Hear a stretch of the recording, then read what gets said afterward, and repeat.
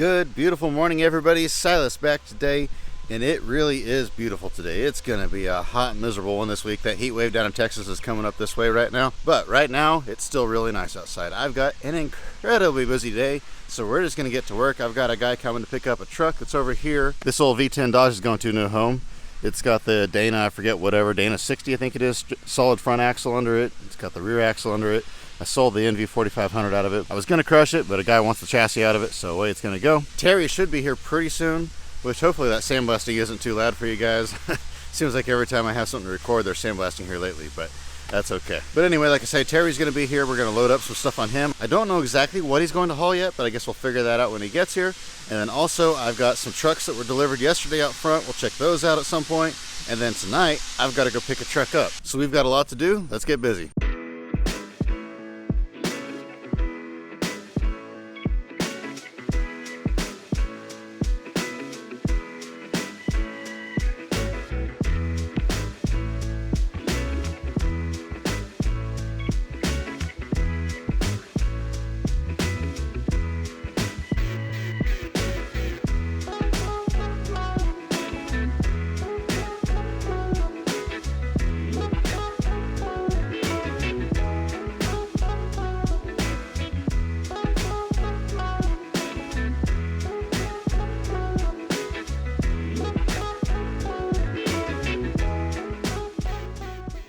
There we go, got the axle cut out. It's kind of a shame to cut up a custom cab unibody truck, but man, I've sent pictures of this truck to 30 million people, and I hate sending pictures to people and then they never message me back, or they say they don't want it and things like that. I spend so many hours doing that every day. So I thought, you know what, I've got an opportunity to knock it in the head, get some money out of it, so that's exactly what I did. Probably not today, but at some point in time I'm going to go ahead and cut the nose off of it, probably pull the doors off, some parts, maybe cut the back of the bed off, and then go ahead and, oh, it's got a 9-inch too. And then I'll just crush what's left over. Headed to a new home. Here's a bunch of the parts for it here. A bunch of parts here, and I got the rest of them over here yonder. The truck was a 1-ton, so it's got the small truck front clip. It's got the rounded hood and the small fenders and the small grill. It's got the chrome bumper on it still. So a lot of good parts here. This all goes to that cab. Headed to Kentucky. It's pretty good condition. It's all been taken apart and disassembled, kind of a basket case, but almost no rust. There's a tiny bit, but almost none. And here's a few of the vehicles that came in over the weekend. Right here we have a roughly 1946 or 47 Dodge-A-Baker, or maybe it's a Stu Dodge. I don't really know what you want to call it, but this thing is too far out. Now this one I did see. I went and looked at them, and I saw this one and I saw that one over there. The other two, I didn't even see them when we bought them. But this truck here, they did a lot of work to graft this front clip on to there, or the cab onto here. I'm not sure what it is. I guess we can check. I don't know if that's I think that's a Dodge engine. So yeah, it's a Dodge engine, I think. So that means they grafted the Studebaker cab onto the Dodge chassis. That's what I'm guessing's happened here. But you know, they didn't do too bad of a job. It's just kind of funky looking. I think honestly somebody will buy this setup, just because it's so unusual. You won't find another rat rod like this, that's for sure. Then next up we have a 1941 Chevy. Now everybody argues with me and says that these are 46s with the chrome grille and all that, but no, they're 1941s if they have the pot metal right here in this style light, because this is actually off of, I think, a Pontiac. And then another way to tell is there's no keyhole. And then another way to tell is the pot metal ring around the back window. That was 41 only. And there was one other thing too. I can't remember exactly what it was, but there was another way to tell. But I know those three things for sure are giveaways, dead giveaways, that it's 1941. They used to haul this back and forth from here in middle of Kansas all the way out to Colorado and back. Has a dump bed on it, but they have it set up to where they can take the dump bed off, and they've got a fifth wheel plate on it to where they can haul around a semi-trailer as well. So this was a workhorse back in the day. It's got a pretty solid cab on it, so I think somebody will buy this cab and front clip for something else. And everybody always asks me, what in the world do people do with all these cabs and front clips? The thing is nobody wants this chassis. I mean, there might be a few select people that would ever want that chassis, but most people aren't running big farm truck chassis like that. They're running more modern stuff. They're doing frame swaps, engine swaps, things like that. So all they really want is the sheet metal, and then they take it and put it on something different. And sometimes they only buy the cab because the front clips on these things are different from the half tons, and so they buy these big truck, farm truck cabs because they're usually in better condition than half ton cabs, and then they buy a half-ton front clip and they put the two together and put it on a different frame. So that's why sometimes I sell all the sheet metal, sometimes I sell just the cab. Every now and then though, you find somebody that wants a complete truck. Next up, check this truck out. I know this isn't a super rare truck, but this is a 67 or 8. It's got the little marker lights, it makes me think it's a 68, but the grill I thought was a 67, so I'm not entirely sure. Something could have been swapped around at some point, but this is a Camper Special Ranger, 3/4 ton. It's got all the chrome on it still, all the chrome. Even the original hubcaps and wheels are on it still. Original bumpers, and they're not all mangled and beat up. It's got a nice tailgate on it. It's got all the chrome on it. I mean, all of it, and it's all still here too. Even around the windows, all of it. The only bad spot is right here. The fender got caught on something, so it's kind of tore up right there, and it's kind of beat in right here. Now it does have some rust in it too. It does have some rust in it, as you can see down here in the cab corners. But there's the other headlight ring. It's got the wood grain gauges in it. This thing was parked in a lean-to, so it wasn't completely protected from the elements, but it was protected from the sun. So even the dash pad is probably repairable or usable. It does have some cracking in it, but it's not all faded and just rotted to nothing inside from the sun. But it's got the chrome around the door panels. It's got it all, and like I say, it's got some rust in the cab. You could probably restore this truck if these were your favorite truck ever. But if you had one of these trucks that was in better condition, that maybe it wasn't a Camper Special or a Ranger, then you could take all the stuff off of this truck and make your truck awful fancy. People are always asking me for prices, so on a truck like this, I'd probably be at like $1,500. If I part this truck out, it'll bring way more than that, so that's a pretty firm price. And next up, we have a Studebaker. This one here is pretty nice. Somebody threw a log through the windshield. But yeah, there's a log laying right there. But look at the dash in this thing, still nice paint. Headliner still kind of in it, so you can tell this truck was somewhat taken care of. But this is a pretty solid cabin clip here. This one is actually already sold. Terry's taking it with him, as well as that Chevy cab that he's got loaded up. Man, I can't win. They're in there sandblasting, so I can't film inside. I come out here to film, and there's so much traffic going by, I can't hardly talk to you guys.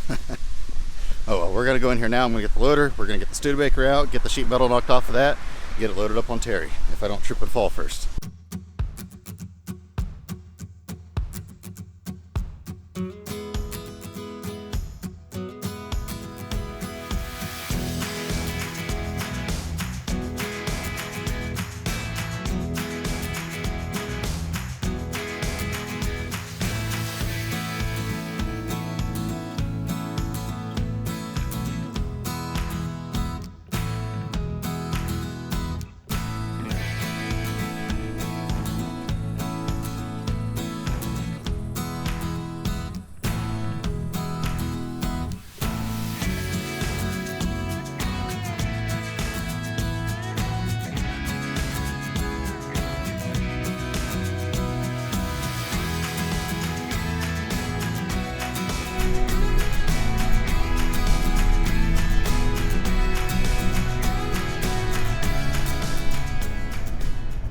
Look at that cloud. I don't know if you can hear that thunder. Look at that. That is so far out.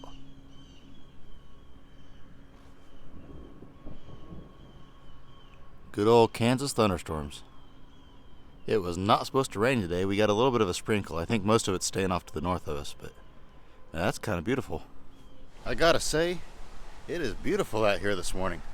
It's supposed to be super hot this week, but all this cloud cover and breeze and everything coming through, it's actually pretty nice out now. This is all going to disappear here in a couple hours, and it's going to be miserable, but I'll take it while it lasts. Here's the truck that I hauled home last night. It was so miserable hot, my cameras were overheating, so I didn't record it when I dropped it off. I'm glad he was there with his tractor to shove it up on my trailer, because all four wheels were just dragging. This truck is super rusty, but it does have a lot of good parts on it, and also I figured I could cut the nose of it off, make a wall hanger out of it. The grill's broken in a couple places, so I don't know. I don't think I think it's worth more as a wall hanger than it is as parts as far as the front clip goes. It's got a couple nice red lights up on top of it, and then in the grill, it's got some red lights as well. So I'll be able to pull those off. And then the tailgate on this thing is actually really nice. I mean, really nice. I mean, it's got a little bit of rust down here at the bottom, but it's super, super straight. I don't know if there's anything good in here or not.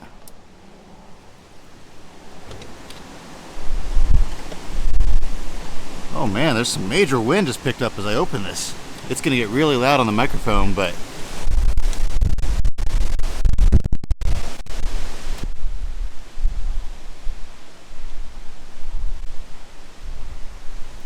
man, on camera it doesn't do it justice.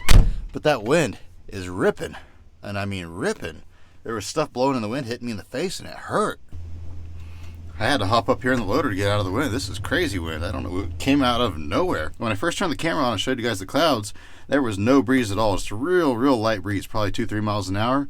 And then by the time I got over here to this truck, it was blowing a little bit, but then all of a sudden this gusting started coming through here. Man, it's pretty intense. Must be a front moving through or something like that. But anyway, I guess I'll just show you guys this van from up here since I can't record out there right now. This is kind of a shame on this one here. This is a short wheelbase van. But as you can see, it got a tree in it, and they couldn't get it out of there. Even the wheels unbolted, and it still won't come off. And the tree's wrapped around all the steering linkage and the A-arms, and it was not coming out of there. So they just cut it off as good as they could. You can see where it crushed the fender in. And then the van got really tore up getting it out of the trees when he drug it out. Pretty much everything on this van is beat up. And so it's not savable. It's not restorable. There's really hardly even any good parts left on it. I do have somebody wanting the slider door off of it, and I have somebody wanting the wheels if I can get that one off without breaking it. Beyond that, probably just going to crush that one there. It doesn't have nearly as much good parts as the first van we got out of there and the truck that we got. And just like that, the wind is gone. Lasted for about 3 or 4 minutes. Now it's nice and calm again. But anyway, today's agenda. I've got to get the front tires pulled off of my trailer, take them down. I got 2 new ones waiting out at the tire shop for me. One of them is still decent, but the other one, I don't know what happened, but it's got a big old bald spot on the tire. I don't know if I turned a corner too sharp with the heavy load or what happened there, but it's almost got wires sticking out. So I definitely need to get that replaced before I go long distance anymore. And this is the easy way to do it right here. I tell you what, this weather is something else today. I'm out there pulling the second tire off, nice and calm, nothing, and all of a sudden it was like a giant wall hit me, about knocked me over. A huge old gust of wind and just tons of cold rain and small hail. Whew, that's some cold rain. The really bad part about this is that it's going to be super hot later, and now it's going to be super humid on top of that. I can handle heat and I can handle humidity, but you put the two together and that's just not a fun day. Well, I guess I'll just hang out in the loader and chill for a minute, because I really don't feel like getting that soaking wet. Well, bad news, guys. As you can see here, the storm is headed right here, so all of this right here is going to go right over the top of us. So it's probably going to rain like this for maybe an hour. So I guess I don't really have a choice. I can't sit in the loader for an hour. I got work to get done. So I'm going to go ahead and get wet and get this tire loaded up in my truck, go get new ones. Well, the rain finally cleared up. The sun came out, and on the radar anyway, it looks like it's going to be nice for a while. So I can finally get some work done, other than it's a mud pit now.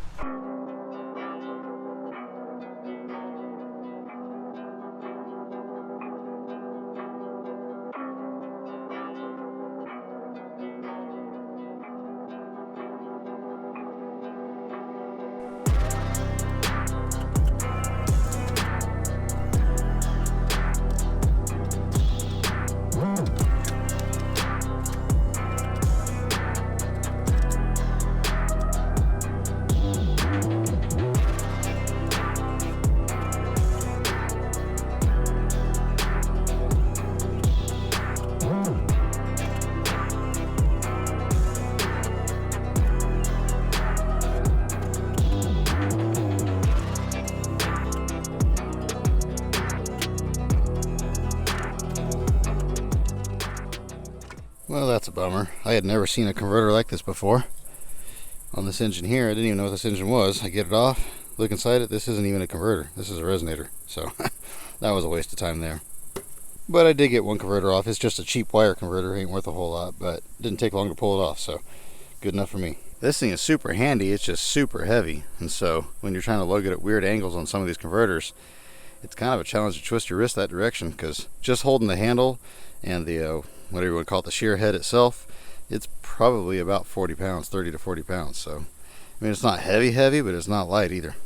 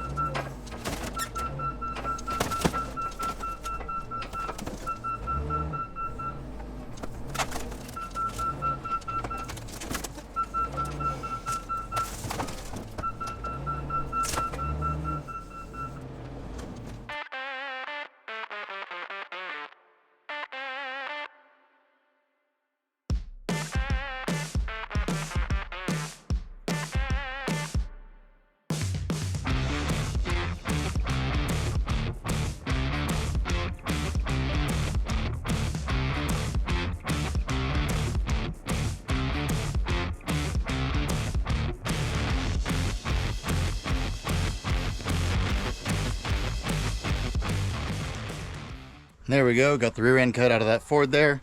I had that unibody 61 up on the stand to cut the front end out of it, and then we cut the rear end out of it because it was up in the air already anyway, figured might as well.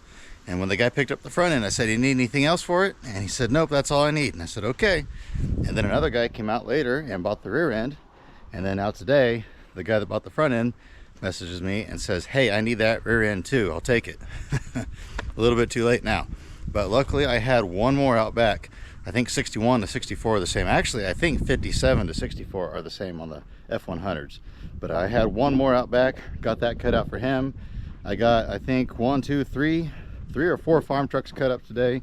Got a little bit more crush, so now I actually have over 21 loads on the ground. We were gonna take the crusher out of here tomorrow, but now they're doing road construction right next to the yard where my dad's gonna be taking the crusher into, and he can't get it in there while they're doing road construction. So I don't know what's gonna happen there yet, but I'm probably going to go ahead and take the loader out of here either tomorrow or the next day. I've got a little bit more crushing to do. My dad just jumped off a truck because he couldn't even get it in there because of the construction they're doing.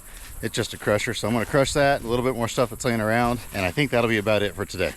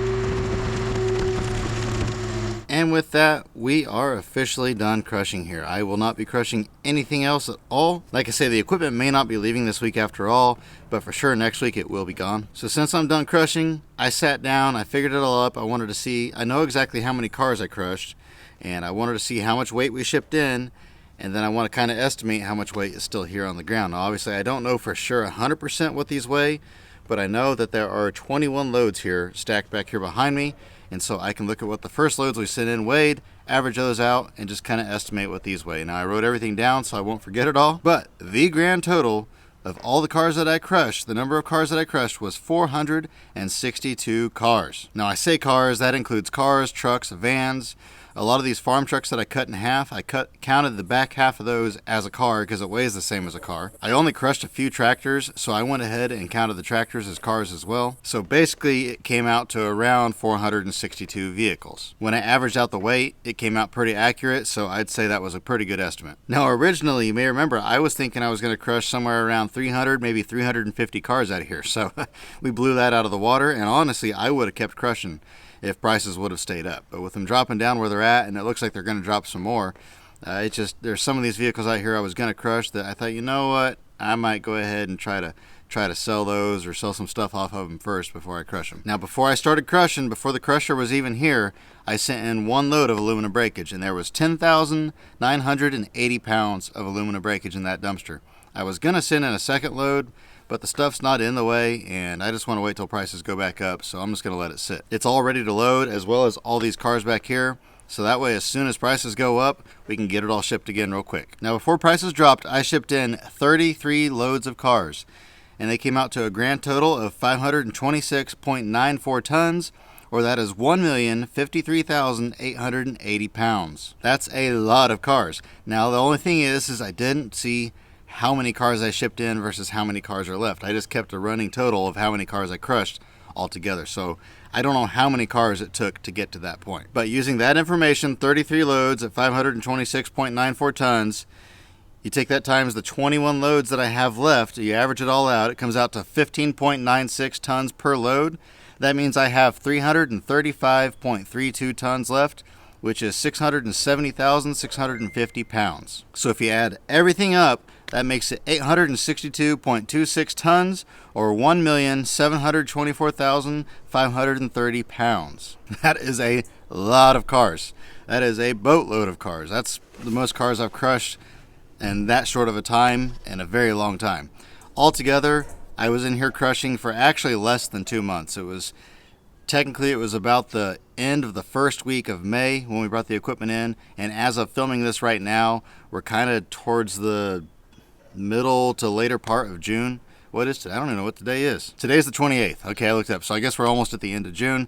But there was a lot of days in there that I didn't crush anything. Also, in the midst of that month and a half, 2 months, whatever you want to call it, I also went on a fishing trip. I went to a bunch of auctions. I had to do a couple small cleanup jobs. And so it wasn't like I was out here crushing cars every day. I had some days where I had to process old vehicles.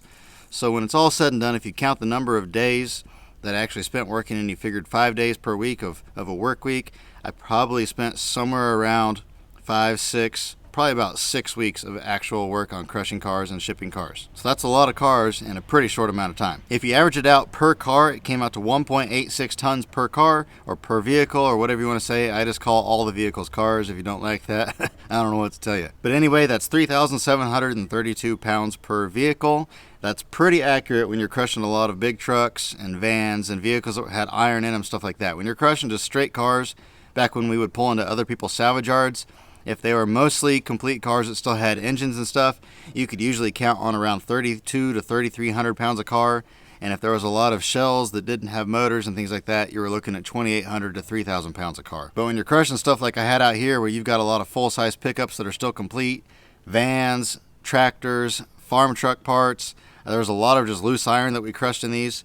That came out pretty accurate. I am definitely glad to be done crushing here. I want to get back to the other yard and start crushing there. I am going to miss coming out here every day. It's really nice out here. Like right now, I just kind of came back up in here and there's nobody bothering me. Nobody knows I'm here. It's just nice and peaceful. It's super humid and I'm drenched in sweat, but it is what it is. Once I get back to the other yard, it's going to be nonstop people coming in again and probably going to start buying stuff by weight again full time. But that's okay. I need to get over there. I need to get to working on that yard. While prices are down, I'm probably just going to crush and stack over there. I might ship a little bit out of that yard just because I don't have as much room to stack there. Here, I had just enough room to stack 21 loads. Now, I could have moved the car I'm sitting on and some of these cars right here and stacked probably another 6 or 7 loads in here if I needed to, but I didn't really want to, and I'm glad I didn't have to. Future plans for out here is, like I say, I'll have a loader out here. If prices go back up, I'll go ahead and get these shipped. Beyond that, I'm just going to come out here and kind of work on processing vehicles. I've got a lot of these big grain trucks that I want to go ahead and keep cutting in half, saving the front half of them and scrapping the back half. Now, I won't have a crusher anymore, so what I'm going to do is not where this pile of cars that was here at, but the other pile of cars that was over yonder. I'm going to, that area right there is going to be my crusher pile once again. As I process vehicles and I get them ready to go, I'm just going to stack them in that pile. I think I can get around 100, 120 vehicles in that area right there. And so in the future, if I want to, I can just bring the crusher in real quick and crush them all out in a week or so or less, and then take the crusher back out. But I really, if at all possible, don't plan on bringing in later model junk vehicles into this place, at least not at the same scale that I did before. So it may wind up taking me a long time before I get enough cars in that pile to justify bringing the crusher back in here. I've got a lot of piles of iron out back scattered around. I've got a bunch of tree work I need to get done. When I'm doing stuff like that, I'll probably honestly put that on the second channel. I think that'd be pretty good content. That's one thing I did today I forgot to mention, is out back where all those thorn trees, those locust trees are, I rearranged a bunch of those old trucks back there to where I can get the excavator in there. I keep saying I want to get a brush hog or a mulcher or something for the skid steer, but a mulcher is super expensive. Brush hog is more affordable, but every time I get the money together, I wind up spending it on something else, whether I find a bunch of old cars out in the field or an auction pops up or something.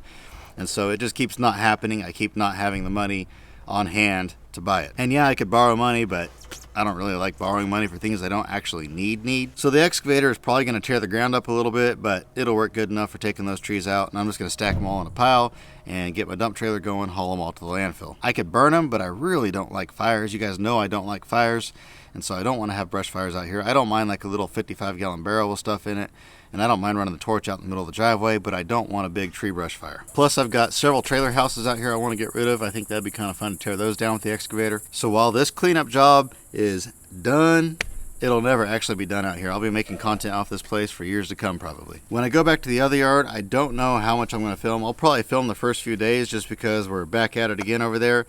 But I've filmed a lot of crushing here lately. And I know a lot of you like crushing, but honestly, from my perspective, I've been crushing my entire life now. And then so having to crush all day and then go home and edit crushing all night, it's just too much crushing. So I might take a break from filming crushing stuff, at least a short while at least. You can tell I'm getting tired. I just said at least twice in the same sentence. So with that, I am going to head out one last time from this place. I say that actually, I'm probably going to come out here and film a little bit when we take the equipment out of here. But as far as the cleanup of crushing all the cars out here, I hope you guys enjoyed this series. If you did, please subscribe to my channel if you haven't already. We are getting ever closer to 100,000 subscribers. Remember to give this video a thumbs up. I hope you have an absolutely fantastic rest of your day. And remember to get out there and find an adventure. We'll see you on the next one.